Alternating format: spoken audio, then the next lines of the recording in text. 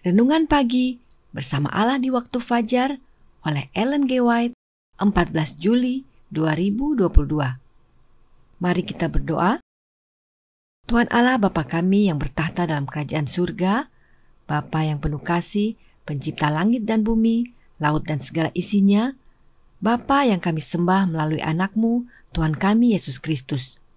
Terpujilah Tuhan Yesus Kristus, anak Allah yang hidup, satu-satunya jalan dan pengantara kami kepada Bapa. Pagi ini kami datang kepadamu, kami bersyukur dan berterima kasih untuk nafas kehidupan, untuk kesehatan, dan hari yang baru yang masih Engkau berikan kepada kami. Kami akan belajar dari nasihat firman-Mu, biarlah Roh-Mu yang suci, yang Engkau curahkan melalui anak-Mu, Roh Kristus, boleh tinggal dalam hati kami, agar firman yang akan kami pelajari, kami boleh mengerti, dan terlebih kami boleh hidupkan dalam kehidupan kami, agar hidup kami berkenan kepadamu. Terima kasih Engkau sudah mendengar dan menjawab doa kami. Ampuni kami dari salah dan dosa kami. Dalam nama Yesus, kami sudah berdoa dan mengucap syukur kepada Bapa. Amin. Renungan hari ini akan dibacakan oleh Saudara Stephen Ayorbaba. Kepada Saudara Stephen, kami persilahkan. Judul renungan kita pada pagi hari ini adalah Jika dua orang sepakat, itu akan terlaksana. Ayat tema terdapat dalam Matius 18 ayat 19. Dan lagi aku berkata kepadamu, jika dua orang daripadamu di dunia ini sepakat meminta apapun juga, permintaan mereka itu akan dikabulkan oleh Bapa-Ku yang di surga. Doa yang sungguh-sungguh dari sedikit orang yang setia ini tidak akan sia-sia.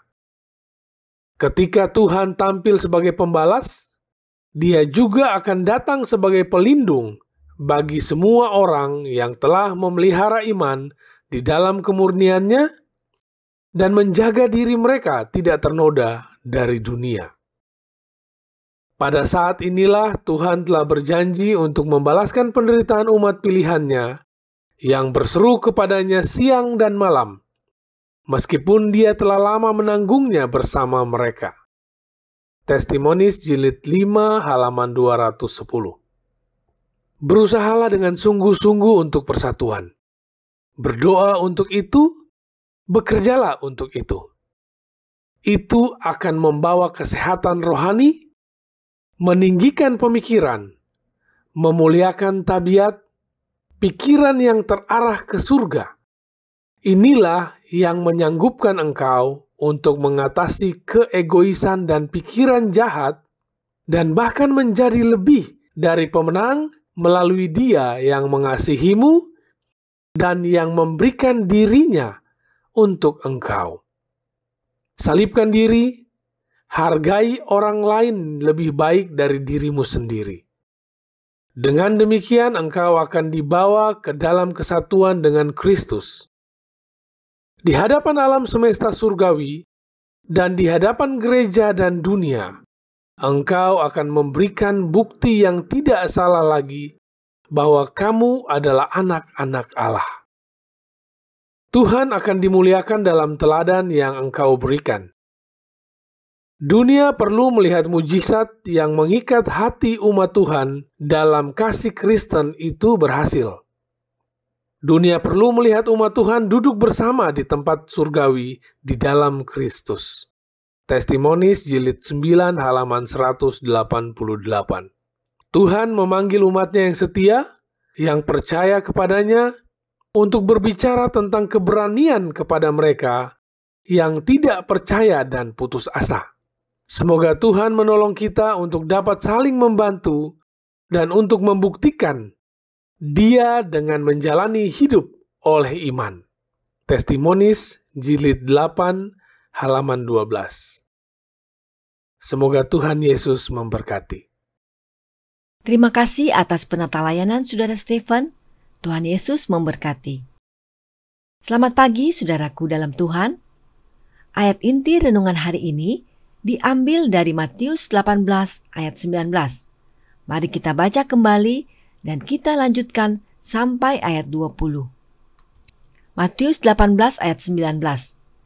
Dan lagi aku berkata kepadamu, jika 2 orang daripadamu di dunia ini sepakat meminta apapun juga, permintaan mereka itu akan dikabulkan oleh Bapa-Ku yang di surga. Matius 18 ayat 20. Sebab di mana 2 atau 3 orang berkumpul dalam namaku, di situ aku ada di tengah-tengah mereka. Ayat inti renungan hari ini berhubungan erat dengan berkumpul di dalam nama Yesus. Tentang hal ini, Roh Nubuat menyatakan, Kristus berkata, sebab di mana 2 atau 3 orang berkumpul dalam namaku, di situ aku ada di tengah-tengah mereka. Matius 18 ayat 20. Dimanapun ada sebanyak 2 atau 3 orang percaya, biarlah mereka bertemu bersama pada hari Sabat untuk menuntut janji Tuhan. Kelompok-kelompok kecil yang berkumpul untuk menyembah Allah pada hari kudusnya memiliki hak untuk menuntut berkat yang melimpah dari Jehovah. Dikutip dari Counsels for the Church, halaman 265, paragraf ketiga dan keempat.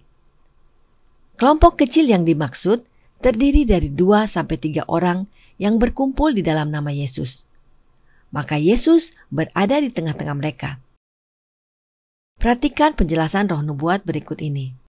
Allah memiliki jemaat. Ini bukan katedral besar, bukan juga bangunan nasional, juga bukan berbagai denominasi. Jemaat adalah orang-orang yang mengasihi Allah dan menaati perintah-perintahnya. Sebab di mana 2 atau 3 orang berkumpul dalam namaku, di situ aku ada di tengah-tengah mereka. Matius 18 ayat 20. Di mana Kristus ada, bahkan di antara sedikit orang yang rendah hati, ini adalah jemaat Kristus, karena hanya kehadiran yang tinggi dan yang kudus yang menghuni kekekalan dapat membentuk sebuah jemaat. Dikutip dari The Upward Look, halaman 315, paragraf kelima. Jemaat Kristus, atau sering juga diterjemahkan menjadi gereja Kristus, bukanlah bangunan besar dan megah, bukan juga berbagai denominasi. Jemaat Kristus adalah orang-orang yang berkumpul di dalam nama Yesus, dan Yesus sendiri yang hadir di tengah-tengah mereka. Sebab hanya Allah Bapa, yaitu yang tinggi dan yang kudus, yang dapat membentuk sebuah jemaat. Dan Allah Bapa hadir di dalam anaknya, Immanuel, Allah beserta kita. Inilah pentingnya berkumpul dalam nama Yesus. Sebab Yesus sendiri yang hadir, karena kehadirannya sama dengan kehadiran Bapanya. Jadi, jika 2 orang sepakat, maka apa yang mereka minta akan dikabulkan oleh Bapa yang di surga. Sepakat dalam hal apa? Sepakat untuk berkumpul dalam nama Yesus, agar Yesus sendiri yang hadir di tengah-tengah kelompok kecil ini. Nah, renungan hari ini berkata, doa yang sungguh-sungguh dari sedikit orang yang setia ini tidak akan sia-sia. Bersama Allah di waktu fajar, halaman 216, paragraf pertama. Siapakah sedikit orang yang setia ini? Kutipan ini diambil dari Testimonies jilid 5, halaman 210. Mari kita baca kelanjutannya. Perintahnya adalah, berjalanlah dari tengah-tengah kota, yaitu Yerusalem, dan tulislah huruf T pada dahi orang-orang yang berkeluh kesah karena segala perbuatan-perbuatan keji yang dilakukan di sana. Yang berkeluh kesah ini telah menyampaikan kata-kata kehidupan. Mereka telah menegur, menasihati, dan memohon. Beberapa orang yang telah menghina Allah bertobat dan merendahkan hati mereka di hadapannya. Tetapi kemuliaan Tuhan telah pergi dari Israel. Meskipun banyak yang masih melanjutkan bentuk-bentuk agama, kuasa dan kehadirannya berkurang. Dikutip dari Testimonies for the Church, volume 5, halaman 210, paragraf kedua. Kelompok kecil yang setia itu adalah kelompok yang telah menerima meterai di dahi mereka, sebagaimana yang dijelaskan dalam Yehezkiel 9. Peristiwa ini sedang terjadi. Sebab, bila mana malaikat yang ditugaskan memberi huruf T atau meterai telah selesai melaksanakan tugasnya, maka dia akan kembali kepada Yesus dan melaporkan bahwa tugasnya sudah selesai, dan Yesus pun mengakhiri tugasnya sebagai pengantara. Karenanya, doa yang Bapa jawab adalah doa mereka yang setia kepadanya, berdoa di dalam nama Anak Allah, dan menerima meterai di dahinya.